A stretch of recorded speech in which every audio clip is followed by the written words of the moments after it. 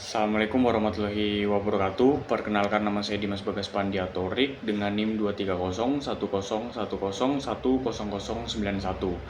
Di sini saya akan mempresentasikan UTS dari mata kuliah Data Warehouse, yaitu untuk mempresentasikan, menjelaskan materi sesi pertama sampai sesi ketujuh. Baik, langsung saja. Yang pertama, sesi pertama yaitu konsep data warehouse. Data warehouse adalah sistem penyimpanan data yang dirancang untuk mendukung proses analisis dan pengambilan keputusan dalam suatu organisasi. Berbeda dengan database operasional yang digunakan untuk transaksi harian. Data warehouse mengintegrasikan data dari berbagai sumber ke dalam satu repositori terpusat.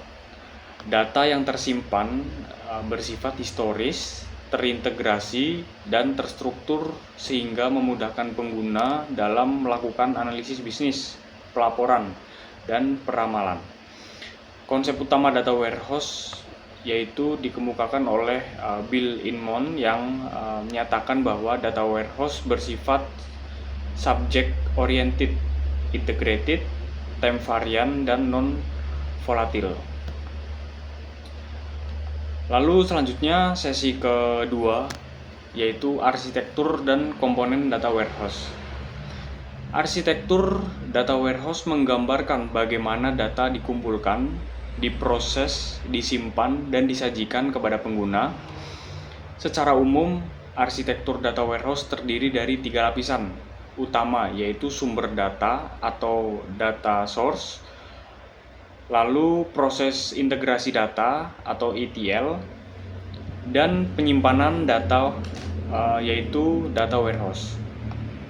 Komponen lainnya meliputi data mart, metadata repository, dan alat bisnis intelijen. Sumber data dapat berasal dari sistem transaksi, aplikasi ERP, CRM, maupun data eksternal.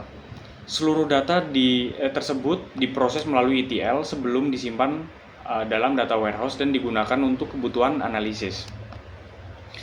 Selanjutnya yaitu sesi ketiga dengan materi model dimensional. Model dimensional adalah pendekatan pemodelan data yang digunakan untuk mengoptimalkan proses analisis dan pelaporan pada data warehouse.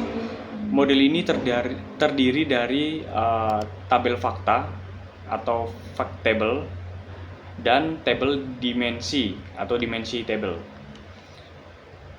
Tabel fakta menyimpan dan data numerik atau metrik bisnis seperti jumlah penjualan, sedangkan tabel dimensi menyimpan informasi deskriptif seperti produk, pelanggan, waktu, dan lokasi.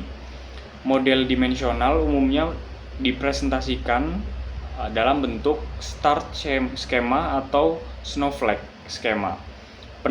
Pendekatan ini mempermudah pengguna dalam melakukan query dan analisis multidimensi dengan performa yang lebih baik.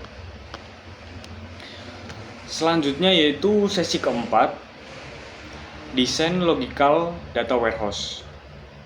Desain logis data warehouse merupakan tahap perancangan struktur data secara konseptual. Data mempertimbangkan implementasi fisiknya.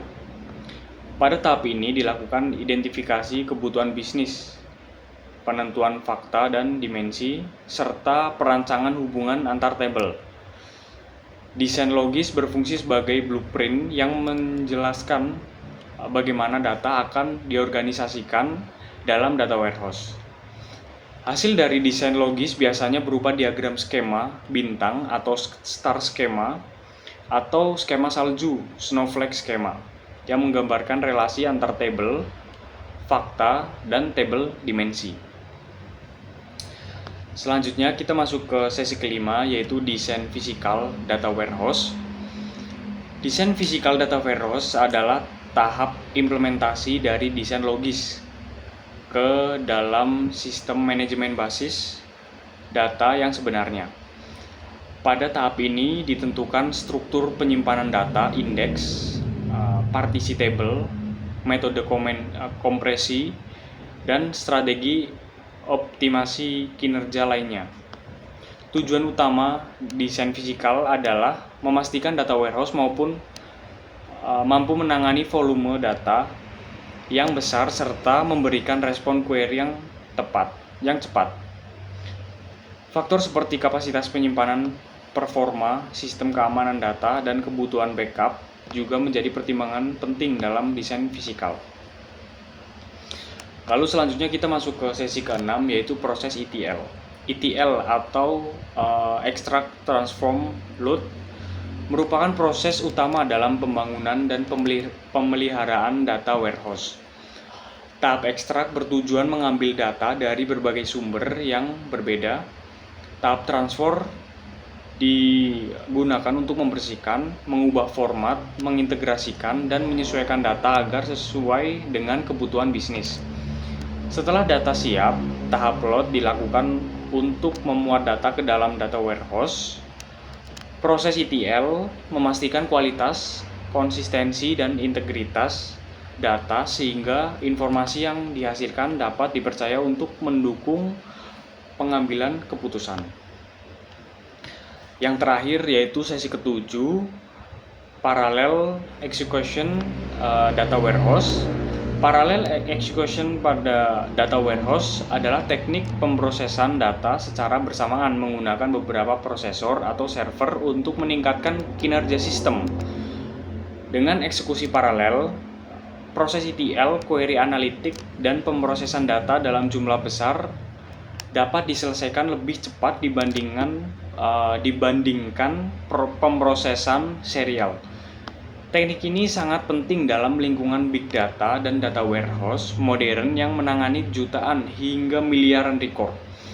Implementasi parallel execution dapat dilakukan melalui partitioning data, parallel query processing, dan distributed computing sehingga meningkatkan skalabilitas serta efisiensi pemrosesan data.